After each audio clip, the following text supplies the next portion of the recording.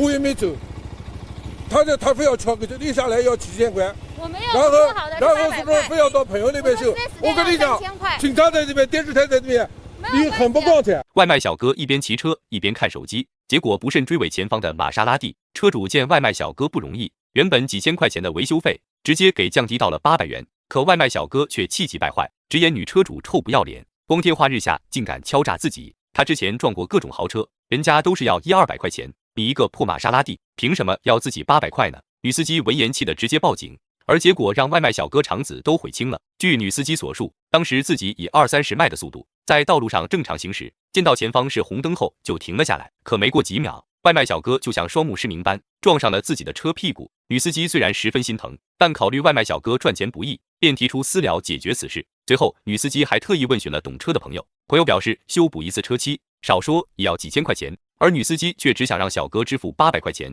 剩余的都由他自己承担。换做别的肇事者都会感谢女司机的慷慨解囊，谁知外卖小哥却认为女司机是想坑蒙自己。我跟他讲了，我说这车处 4S 店就的确有点贵，他这个漆就是进口漆，就是有点贵。然后我就跟他商量，我说800块，他就觉得我是在敲他竹杠。在外卖小哥看来，一般女司机的车都会被送到指定的维修厂维修，女司机为何偏要去她朋友那里修车呢？显然就是想伙同朋友，狠狠讹自己一笔。所以这800块钱她绝对不会接受。为此，女司机倍感无语，只好选择报警。而民警刚赶到现场，双方就开始发生口角。你懂不懂法？不是你说了算。那也不是你说了算的。那警察等警察来，警察说警察不会强迫按照到你那边修的地方。警察，你说对不对啊？警察也不会指定修理厂。我知道你不会指定，我太懂法了。你太懂法了。懂法你还这样上楼车？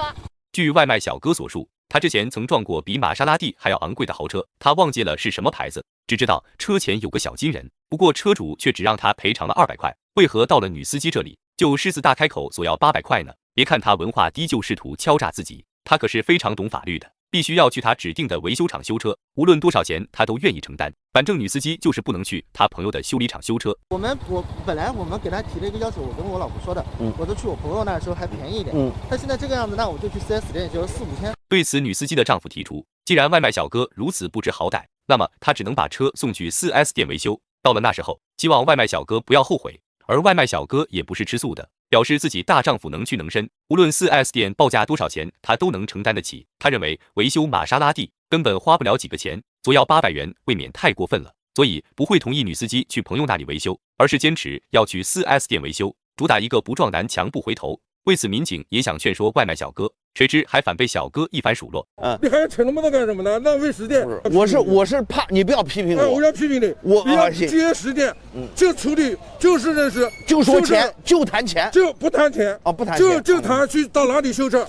我接受你的批评，我不跟你说了。民警见此情况也不再插手此事，便对现场事故出具了责任认定。因为外卖小哥为和前车保持安全距离，从而导致追尾，所以被判全责。可外卖小哥拿到责任认定时，却开始不想承担责任了，表示女司机刹车踩得太快，他一时间反应不及时，这才撞上了他的后屁股，所以女司机也应当承担部分责任。对此，交警只好对他一番法律科普，外卖小哥这才愿意承担全责。下一步，双方一起去 4S 店定损。不过在路途中，外卖小哥依旧相信修个车肯定花不了800块钱，但结果令他肠子都悔青了，因为是进口车漆，修补的话需要4000多块。对此，外卖小哥只好替他的无知买单。